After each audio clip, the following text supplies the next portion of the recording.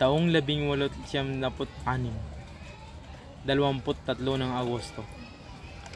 1,000 kasapi ng katipunan ang nagtipon-tipon upang ipahayag ang kanilang desisyong bumuo ng pagkatao ng Pilipinas.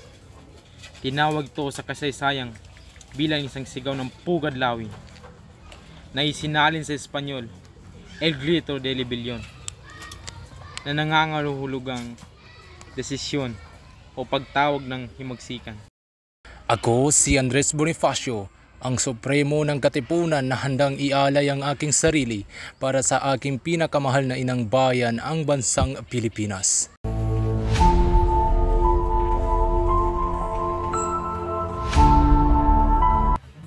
Magaganap na ngayon ang unang pagpupulong ng mga pinuno ng katipunan. Sa paghahandang ito ay makakamit natin ang nilimiting kapayapaan. Handa akong magbuhos na buhay. Sa bayan! Para sa bayan!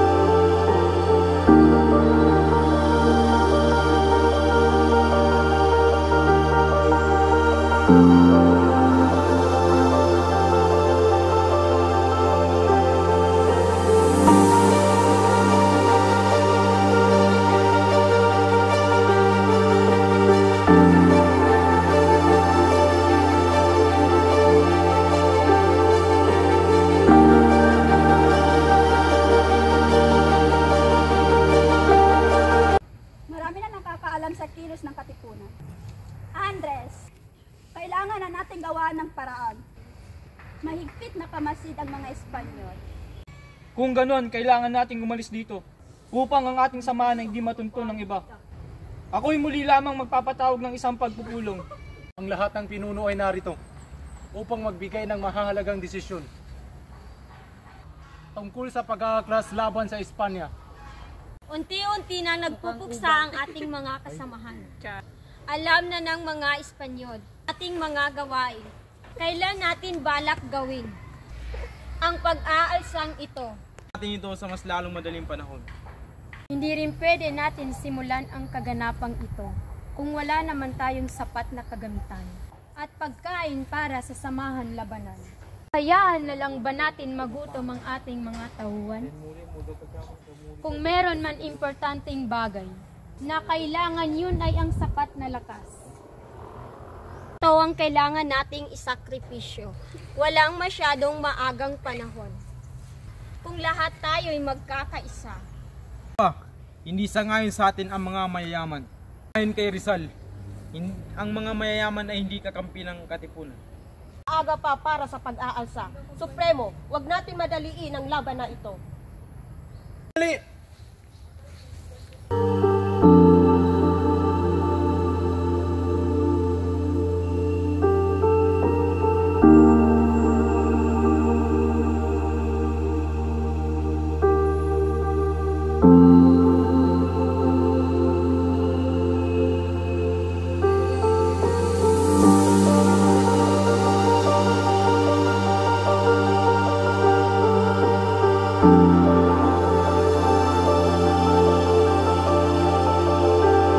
Anak ng bayan, mga magigiting na anak ng bayan, dumating na ang panahon na kailangan nating magdesisyon. Alalahanin ninyo ang ating mga kapatid na binaril sa Bagong Bayan. Ito na ang panahon na kailangan nating magdesisyon kung ano ang dapat nating gawin. Kung babalik tayo doon. Ngayon tayo ay papatayin ng mga Espanyol. Alam na ng mga Espanyol ang ating samahan. Ang putok ng kanilang baril ay nakatutok nasa ating mga katawan. Kung hindi natin sisimulan ngayon ang pag-aalsa, kailan pa ang mga Espanyol pa rin ang papatay sa atin? Kailangan na nating magdesisyon ngayon. Ano ang inyong mga desisyon? Lalaban tayo! Lalaban! Laban tayo! Lalaban! Sa gabi ng 29, sisimulan natin ang revolusyon. Ilabas niyo ang inyong mga sedula.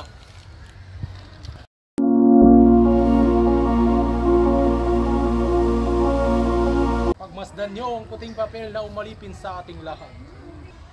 Katipunan, kailangan na nating wakasan ang taong pananakop ng mga Espanya. Kulang man tayo sa sandata, mas malakas man ang kanyon at baril ng mga Espanyol. Lalaban tayo hanggang sa huling hininga. Di tayo magpapalupig, tayo ang magtatagumpay dahil tayo ang anak ng bayan. Atin ang lupay na ito, atin ang bayan na ito. Itaas niyo ang inyong mga sedula. Unitin ang sedula.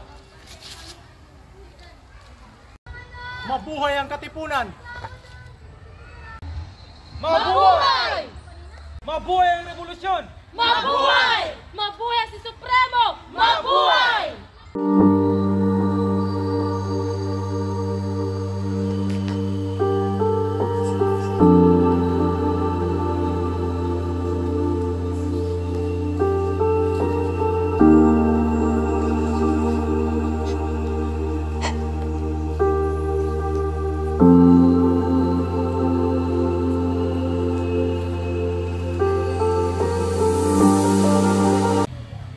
Dumating na ang araw ng tunay na anak ng bayan.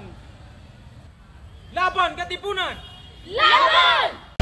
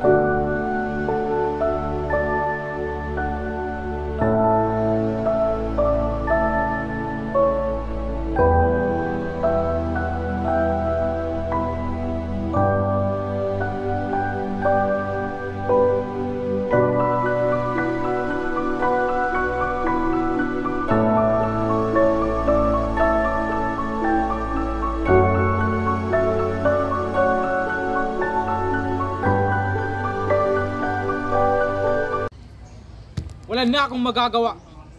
Dakpin ang Supremo! Masusunod, Senior Presidente.